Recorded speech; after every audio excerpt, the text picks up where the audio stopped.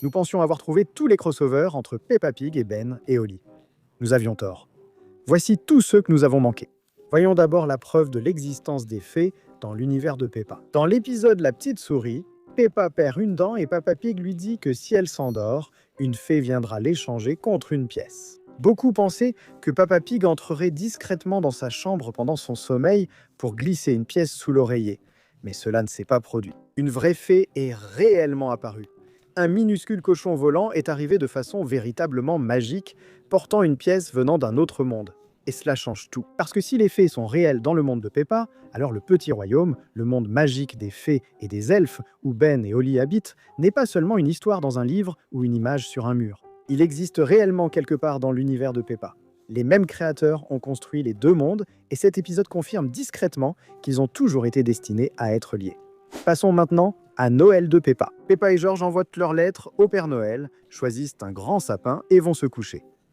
Mais la vraie surprise vient quand le Père Noël apparaît. En observant bien le plafond au-dessus de lui, on voit une rangée de cartes de Noël accrochées, dont l'une montre Ben l'elfe. Mais ce n'est pas Ben des épisodes récents. Cette version porte un chapeau violet et un haut vert. C'est la version pilote de Ben, datant des tout débuts du petit royaume de Ben et Oli. Un personnage que la plupart ignorent, discrètement accroché sur une carte de Noël dans le salon de Peppa. Mais c'est là que cela devient encore plus intéressant. Le Père Noël de Peppa et le Père Noël de Ben et Oli sont clairement la même personne. Mettez-les côte à côte et la ressemblance est impossible à ignorer. La seule vraie différence, c'est que la version de Ben et Oli paraît plus jeune et plus mince, presque comme une version antérieure du même personnage. Et si cela ne suffisait pas, les doubleurs rendent la chose encore plus suspecte. Dans Ben et Oli, le Père Noël est doublé par Richard Writings, le même acteur qui joue Peppa Pig. Mais dans Peppa Pig, le Père Noël est doublé par David Graham qui joue le vieux lutin sage dans Ben et Oli. Deux acteurs, deux séries qui échangent leur rôle. Ce n'est pas une coïncidence. La série indique discrètement qu'ils partagent le même univers à des époques différentes. Parmi tous les personnages passant d'une série à l'autre, le capitaine Barbe Rouge le fait le plus fréquemment. Il apparaît dans plusieurs épisodes de Ben et Oli, et même si sa taille change entre les deux séries, tout le reste est identique. Même barbe, même tenue, même énergie. Il n'y a aucun doute que c'est le même personnage. Et si les deux séries se déroulent dans le même univers, alors Barbe Rouge sait clairement où se trouve l'entrée du petit royaume. Cela explique aussi un point toujours étrange. Pourquoi un capitaine pirate vit-il dans la ville de Peppa? Il avait déjà son trésor et aucune raison de rester. Mais maintenant, cela a parfaitement du sens. Barbe Rouge ne traînait pas simplement dans la ville de Peppa. Il menait une double vie, partageant son temps entre le monde de Peppa et le royaume des fées, vivant des aventures que ni l'une ni l'autre des séries n'ont jamais vraiment expliquées. Il n'était pas perdu. Il savait exactement où il allait. Maintenant, pour l'indice suivant, revenons tout au tout début du petit royaume de Ben et Oli. Le spectacle commence avec l'elfe Ben et la princesse Oli, qui se présentent, rejoints par Gaston, une coccinelle. Mais c'est là que les choses deviennent intéressantes. Cette introduction joyeuse est presque identique à la façon dont Peppa Pig commence son émission. Peppa et sa famille font la même chose, souriant au public, se présentant et posant le décor. La famille de Peppa aurait-elle inspiré les habitants magiques du petit royaume? Peut-être que ces cochons sont devenus célèbres sans le savoir, même hors de leur monde. En voici une qui devient tellement évidente une fois que vous l'avez remarquée que vous vous demanderez comment vous avez pu la manquer. Dans l'épisode L'histoire du soir, Peppa Pig s'assoit pour lire une histoire à Peppa et George avant d'aller se coucher. Tout paraît normal jusqu'à ce qu'on regarde le livre dans ses mains. Sur les pages ouvertes, on voit clairement Ben et Oli. En couleur, avec des ailes de fée, des chapeaux pointus, tout y est. Lorsque Peppa Pig ferme le livre, la quatrième de couverture montre ce qui ressemble au château du petit royaume, posé sur sa colline entouré de nuages. Peppa Pig ne choisit pas une histoire du soir au hasard. Il raconte littéralement les événements du petit royaume de Ben et Oli à ses enfants comme s'il s'agissait d'un livre d'histoire.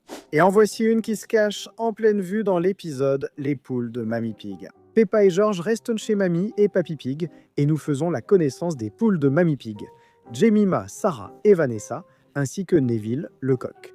Si vous avez bien regardé Ben et Oli, ces poules vous sembleront familières. Ce sont celles de la ferme des elfes dans Ben et Oli. Même couleur, même design, même le même motif en zigzag sur Neville le coq que vous pouvez voir dans l'épisode Les poules partent à l'ouest. Ce ne sont pas des poules similaires. C'est le même modèle de poule utilisé dans une autre série. À ce stade, il ne s'agit plus d'un crossover, mais d'une évasion de poules de la ferme des lutins vers le jardin de Mamie Pig. Comme nous le savons, Ben vit avec sa famille dans le grand arbre des lutins. Mais quand on compare leur cuisine à celle de Peppa, les choses deviennent vite très étranges. La fenêtre est au même endroit, la cuisinière en dessous, les placards ont une teinte bleue similaire, la table est centrée, les parents de chaque côté et un enfant au milieu. Le réfrigérateur à droite, couvert de magnélettres, la caméra au même angle. Ce ne sont pas juste deux cuisines de dessins animés similaires par hasard. Quelqu'un a copié-collé la pièce et changé les habitants. Une cuisine se trouve à l'intérieur d'un arbre et l'autre dans une maison sur une colline. Mais à l'intérieur, c'est la même pièce. Soit les lutins ont engagé le décorateur d'intérieur de Peppa, soit ces deux mondes sont bien plus liés que ce que l'on est censé remarquer. Dans l'épisode Escalator, la famille de Peppa traverse rapidement une grande gare pour attraper leur train. Peppa Pig et George se trouvent dans une librairie d'un côté de la gare, où l'on voit clairement une image de la princesse Holly exposée.